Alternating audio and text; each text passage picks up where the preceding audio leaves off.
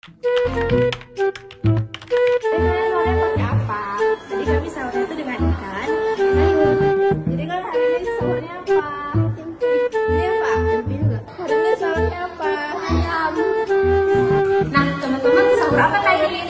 Teman-teman mau tahu nggak sahur yang benar itu gimana?